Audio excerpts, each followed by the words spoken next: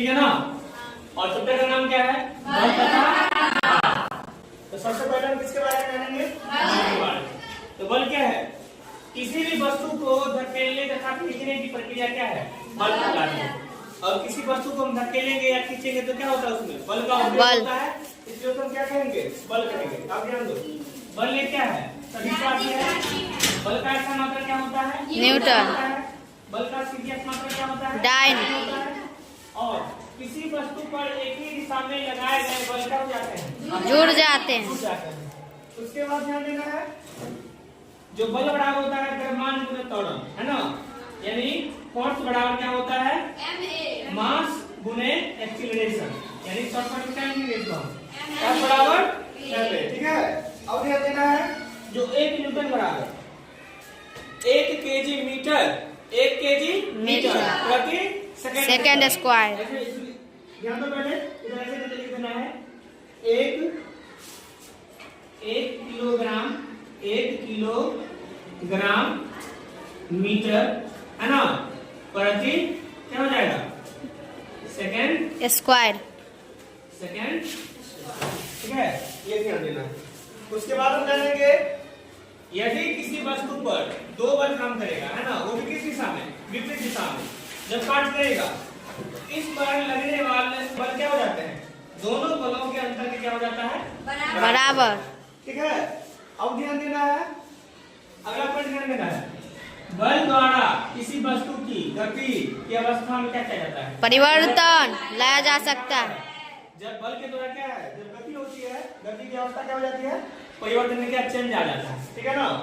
अब जो बल कितने प्रकार का होता है? 2 प्रकार का होता है। पहला हो जाएगा संपर्क बल और दूसरा हो जाएगा असंपर्क बल। तो सबसे पहले हम किसके बारे में जानेंगे? संपर्क बल।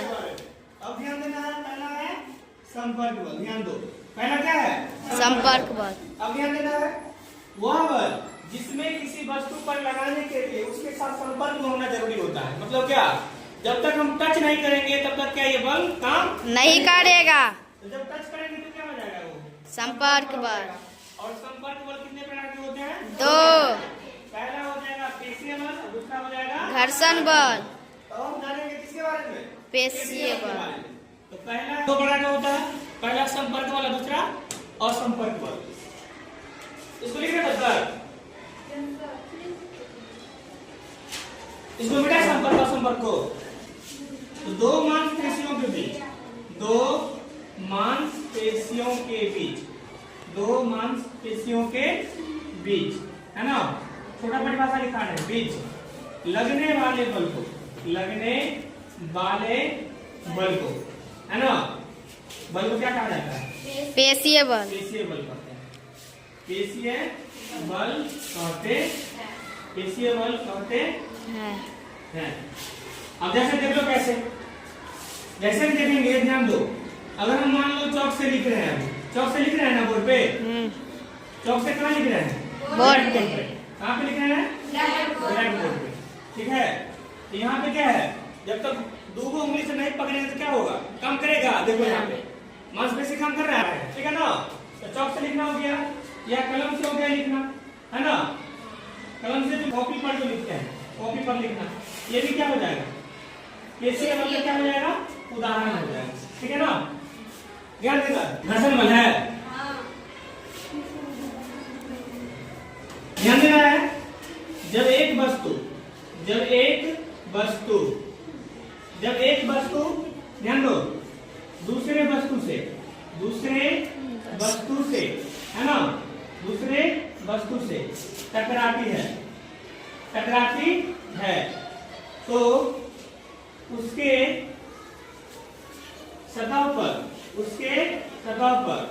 है ना, जो बल काम करता है, जो बल काम करता है या कार्य करता है, उसे क्या कहते हैं? घर्षण बल। उसे ही घर्षण बल कहते हैं। घर्षण बल कहते हैं। जैसे हम क्या करेंगे, हम जो पैदल चल रहे हैं ना, मनुष्य का पैदल चलना,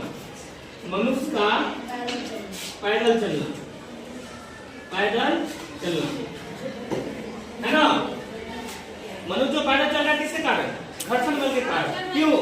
अगर घर्षण बल काम नहीं करेगा तो हम गिर जाएंगे। तो ध्यान रखना, चिकनी सतह वाले जगह पे घर्षण बल काम नहीं करता, इसलिए हम पीछे में क्या करते हैं? गिर जाते हैं। ठीक है ना? ध्यान रखना।